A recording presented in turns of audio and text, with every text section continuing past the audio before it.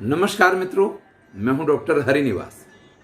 Channel का नाम है संस्कृत साहित्य एवं संस्कृति महाभारत शांति पर्व 59तमो अध्याय 59वां अध्याय है।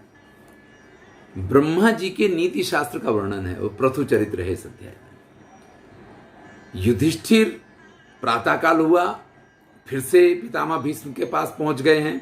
सभी पांडव हैं, ऋषि मुनि तो पहले से ही वहां विद्यमान हैं। ऐसे में युधिष्ठिर वहां जाकर के उनसे पूछते हैं, या इस राजन राजेति शब्दश्चरति भारत कथमे से समुत्पन्ना तन्मे ब्रूहि ब्रह्म। ये जो राजा शब्द है, या ये जो जिसको आप राजा कहते हैं, जिसको हम सब राजा मानते हैं, ये राजा शब्द और ये राजा कहां से आया, ये आप हमें बताइए भाई। तुल्य पाणी भुजग्रीवा तुल्य बुद्धि इंद्रियात्मक। एक सामान्य मनुष्य होता है, उसके पास जैसे दो हाथ होते हैं, राजा के पास भी दो हाथ होते हैं, उसके पास एक गर्दन और जो कुछ एक सामान्य व्यक्ति के पास होता है, सारे गुणधर्म शारीरिक वही हैं। दो हाथ हैं, मस्तक है, सिर है, पैर है, जो भी आप कहें। इसी प्रकार से बीमार होना, स्वस्थ होना, मरना, जीना, जितने भी प्रकार के गुणधर्म एक सामान्य व्यक्ति में है, वही राजा में होते हैं। फिर ऐसा क्या कारण है कि वो राजा जो है वो प्रजा के कल्याण का ही विचार करता है। देखिए, राजा तो उसी को कहा जाता है जो प्रजा के कल्याण की बात सोचे। अपने कल्याण की सोचे उसको राजा नहीं कह सकते हैं। तब ब्रह्मा जी ने कहा कि पहले सतयुग जब था ना, कृतयुग बोला जाता है सतयुग को। मैंने कई बार इस बात को कहा है। न वै राज्यम न राजासीन न च दंडो न दांडिका। बड़ा प्रसिद्ध श्लोक है, बहुत बार आपने भी शायद सुना होगा। न वै राज्यम न राजासीन न च दंडो न दांडिका धर्मेणैव प्रजा सर्वा रक्षन्ति स्म परस्परम।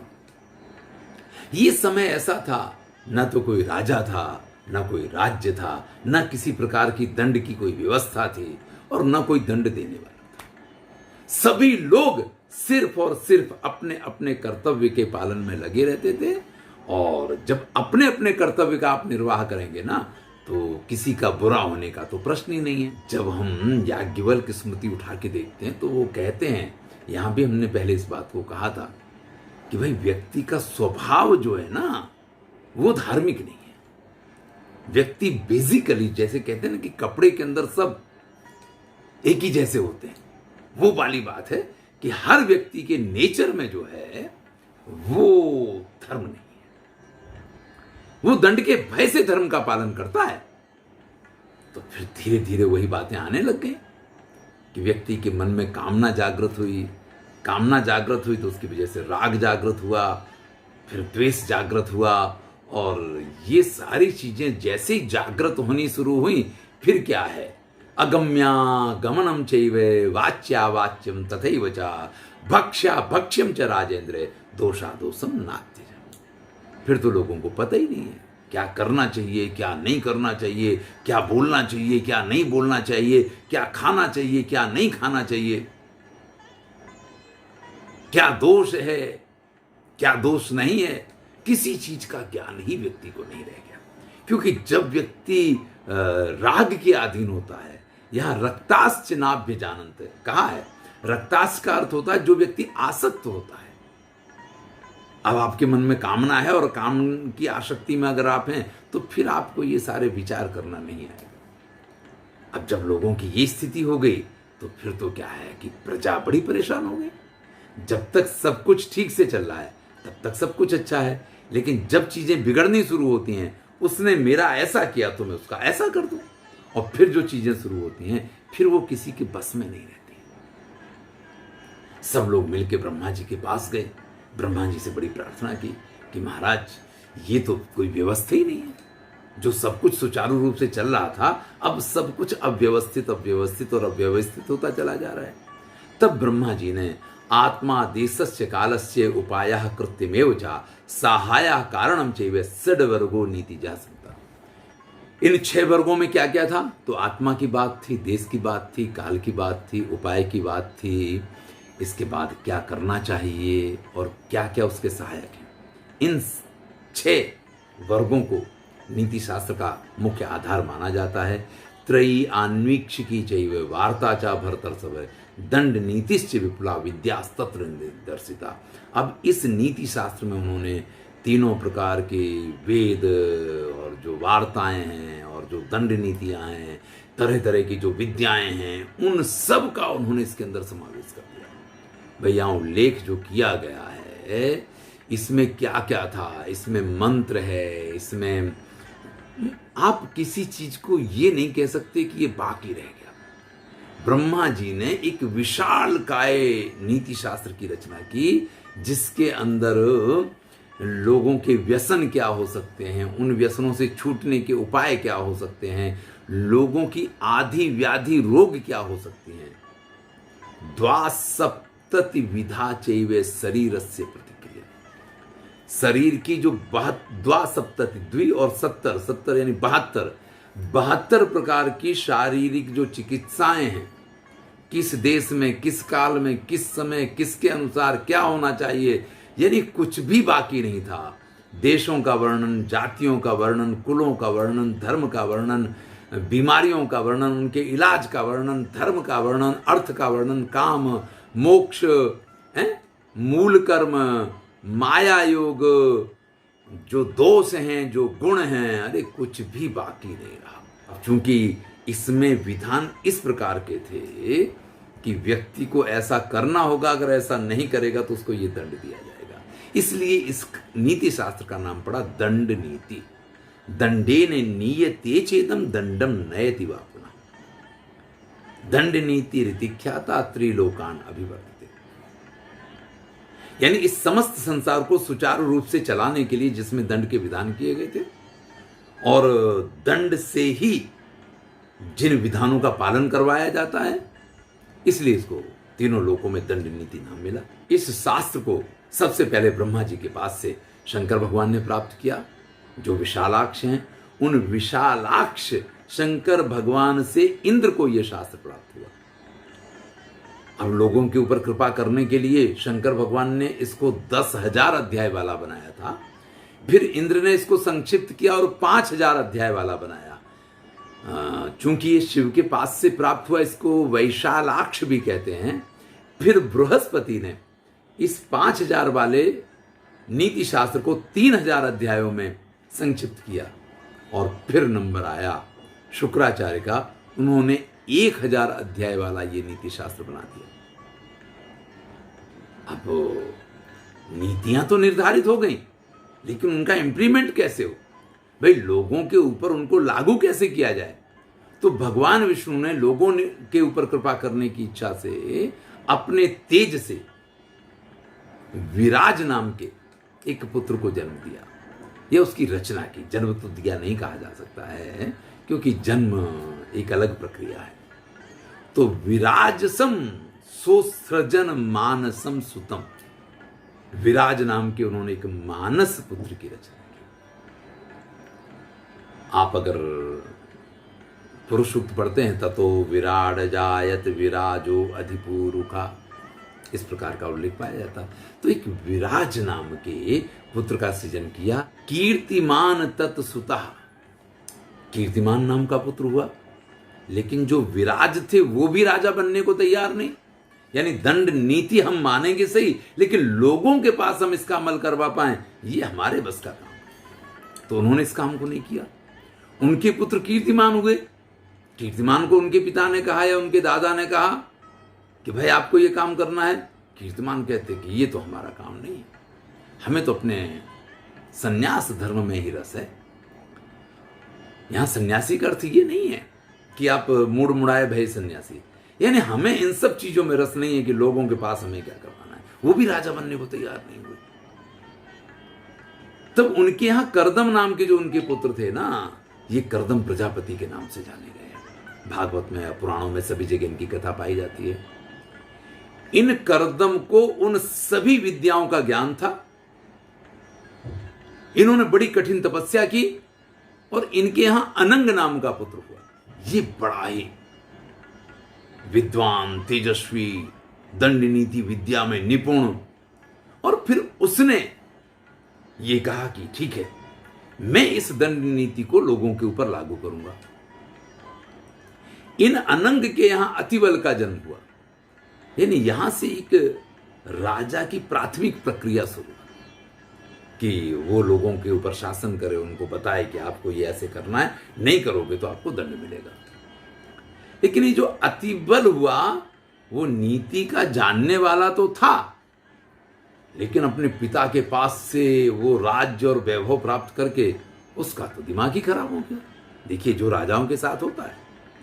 अब इनकी पत्नी थी सुनीता नाम, सुनीता नहीं है, सुनीता उल्लेख पाया जाता, जो मृत्यु की पुत्री थी। उससे बेन नामक पुत्र का जन्म हुआ।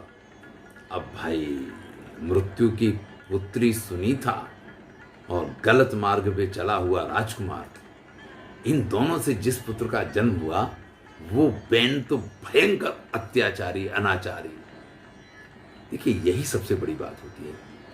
अगर आप शास्त्रों को नहीं जानते हैं तो आपको उनका भय रहता है, लेकिन जब आप शास्त्रों को जान जाते हैं तो फिर आप उसमें से मार्ग निकालने लग जाते हैं कि हमें ये रास्ता अच्छी तरीके से पता है, शॉर्टकट यहां से निकल सकता है, और वो जो है समाज के लिए दूषण बन जाता है। यही बेन की स्थिति हुई। तब ब्राह्मणों ने क्रोधित होके मंत्रों से अभिमंत्रित कुश के द्वारा इसका वध कर दिया। अब ये मर गया तो जो काम था कि प्रजा पे दंड नीति का पालन करवा सके ऐसा कोई व्यक्ति चाहिए, तो जो एक राज्य करने वाला था वो फिर मर गया, फिर राजा के बिना की प्रजा हो गई।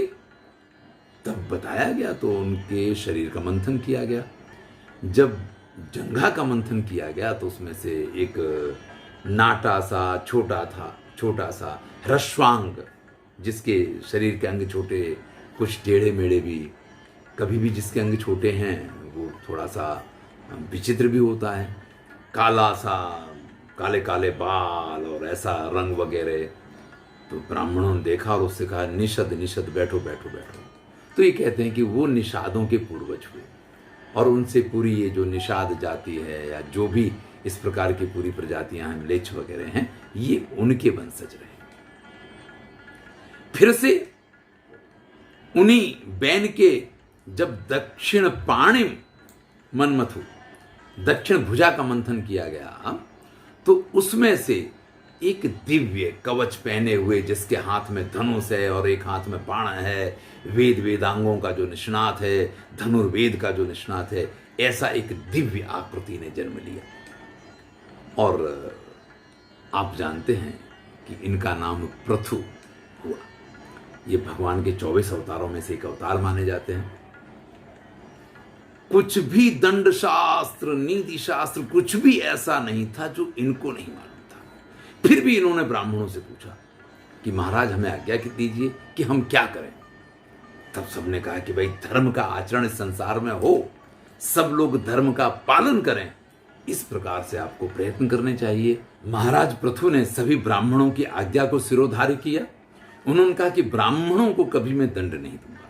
यानी दंड नीति का पहला अध्याय ये बना कि ब्राह्मणों को दंड नहीं दिया जा सकता है। और फिर उन्होंने सूत और मागध नाम के दो जो जिनका जन्म हुआ था, उसमें से सूत को जो है अनूप देश का राजा बनाया, जो समुद्र के किनारे है, और मागध को मगध देश का राजा बनाया। अब इस समय की सबसे बड़ी विडंबना ये थी कि जो पृथ्वी है ये समतल नहीं थी, चारों तरफ उबड़ खाबड़ पृथ्वी थी। तो ये कहा जाता है कि इन महाराज पृथु ने प्रजा के कल्याण के लिए अपने धनुष से जो बड़े बड़े पत्थर और बहुत सारा ऐसा था जिसकी वजह से ये पृथ्वी समतल नहीं थी, उन सबको एक जगह पे एकत्रित किया। अब आप देख लीजिए, जहां समतल भूमि आपको एक विस्तार में मिल जाती है तो उसके बाद एक पर्वत मिल जाता है। तो उनका कहना यह है कि भाई उस भूमि को समतल बनाने के लिए बहुत सारे जो वहां पत्थर वत्थर थे उनको इन महाराज पृथु ने एक एक जगह पे ढेर लगाया है। जैसे एक बहुत बड़ा खेत हो, अगर उसको हमको समतल करना हो तो कहीं कहीं तो वो ढेर लगाने पड़ेंगे। अब फेंकने की जगह तो फेंकवा दो। अब भैया पृथ्वी से बाहर कहाँ फेंकने जाओगे?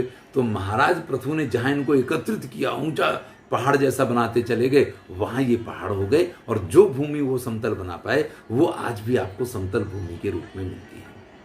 तो इन्होंने प्रजा के अनुरंजन के लिए ये जो सारे काम किए, तो रंजयतीति राजा, जो प्रजा का अनुरंजन करे उसको राजा कहा जाता है। रंजिताश्च प्रजा सर्वा तेन राजेते शब्दयते। इस प्रकार से जो प्रजा का अनुरंजक होता है उसको राजा ये उपाधि मिली। अब इन्होंने इस पूरी पृथ्वी से जो 17 प्रकार के धान्य हैं उनका दोहन किया। यानी पहले तो पृथ्वी में से कुछ होता ही नहीं था, लोग बाग वही जंगली वृत्ति में रहते थे, फल मूल खा लो, पशुओं प्राणियों को मार के खाना, यही सब चलता था। इन्होंने इन सब चीजों की स्थापना की कि 17 प्रकार के धान्य हैं, जिसको जो चाहिए भाई। सप्तद्वीपा वसुंधरा जो है ना, वो रत्नों की भी भंडार है। वैसे तो रत्नाकर समुद्र को कहा जाता है, लेकिन जितनी भी धातुएं हैं, चाहे वो लोह हो, चाहे सोना हो, चाहे चांदी हो, किसी न किसी रूप में इस पृथ्वी से ही प्राप्त होती है। तो उससे पहले तक पृथ्वी लोगों के कल्याण में नहीं रहती थी, लेकिन महाराज पृथु के इस प्रकार के कहा जाता है कि उन्होंने दोहन किया है पृथ्वी का। दोहन करने का अर्थ ये कोई गाय नहीं है कि जिसको दूध दो लिया जाए, लेकिन प्रजा के कल्याण के लिए। देखिए, राजा हाथ में दंड लेके सिर्फ दंड देने के लिए नहीं है, प्रजा का कल्याण कैसे हो इसलिए उसको दंड देना है। और वो महाराज पृथु ने किया, और यहां से ये राजा शब्द जो है ये प्रचलित हुआ। पार्थिवो जाय देता थे दंड नीति विशारदा। और जो राजा होता है उसको हमेशा दंड नीति का ज्ञान होना चाहिए, क्योंकि अगर वो दंड नीति का निष्णात नहीं है तो फिर वो प्रजा का कल्याण नहीं कर सकता है। और इसी राजा के लिए बाद में तथो जगति राजेंद्र सततम शब्दितम बुधई, विद्वानों ने इनको हमेशा राजा राजा राजा राजा इस प्रकार के शब्दों से और राजेंद्र जैसे शब्दों से, क्योंकि होता क्या है कि एक क्षेत्र में एक पहले तो आप कहिए कि पार्षद होता है, नगर सेवक होता है, फिर उसमें से कुछ लोग विधानसभा में जाएंगे, कुछ लोकसभा में जाएंगे, ऐसे करके वो प्रतिनिधित्व होता जाता है। तो इसी प्रकार से पहले छोटे छोटे राजा जो एक प्रदेश का रक्षण करेंगे, और फिर उनके ऊपर राजा राजा राजा, ऐसे राजाओं में भी जो राजा वो राजेंद्र कहा गया। तो राजेंद्र, नरदेव जैसे जो शब्द हैं इनके लिए प्रयोग होने लग गए, और इस प्रकार से इस राजा शब्द का प्रारंभ हुआ है। ये बड़ी सुंदर कथा पितामह भीष्म ने यहाँ युधिष्ठिर को सुनाई है। कथा प्रसंग बहुत अच्छा है और इसमें शिक्षा बहुत अधिक है। सबसे बड़ी बात क्या है कि बेसिकली सतयुग में तो यही था कि लोग अपने अपने धर्म का पालन करते थे और किसी प्रकार की कोई समस्या किसी को नहीं थी। न किसी दंड नीति की जरूरत थी, न किसी राजा की जरूरत थी, न किसी चीज की जरूरत थी। लेकिन जो हमारे स्वार्थ होते हैं ना, जो हमारी वृत्ति है ना, वो वृत्ति जब हमें इस प्रकार खींचने लग जाती है ना, तब इन सारी चीज़ों की जरूरत पड़ती है। तो कई बार आज भी कुछ लोग जो हैं वो पुलिस को देख के इधर उधर दाएं बाएं होने लग जाते हैं, आएं बाएं साएं हो जाती है उनकी। किस लिए? क्योंकि कुछ ना कुछ गलत किया होता है। और जिसने कुछ नहीं किया है वो तो पुलिस को देखे या किसी को भी देखे तो वो थोड़ी चार रास्ते पे अपना रास्ता बदलता है। तो जो गलत करते हैं दंड नीति का भय उन्हीं के लिए है, और जो अच्छे कार्य करते हैं ये दंड नीति उनके लिए हमेशा लाभदायक है, आनंददायक है, कल्याणकारी है, या ये कहिए कि उन्हीं की सुरक्षा के लिए बनाई गई है। तो आज इतना ही। अगले वीडियो में आगे की चर्चा करेंगे और उसमें वर्णाश्रम व्यवस्था से लेकर के सभी व्यवस्थाओं की बात होगी। मैं हूं डॉक्टर हरिनिवास और चैनल का नाम है संस्कृत साहित्य।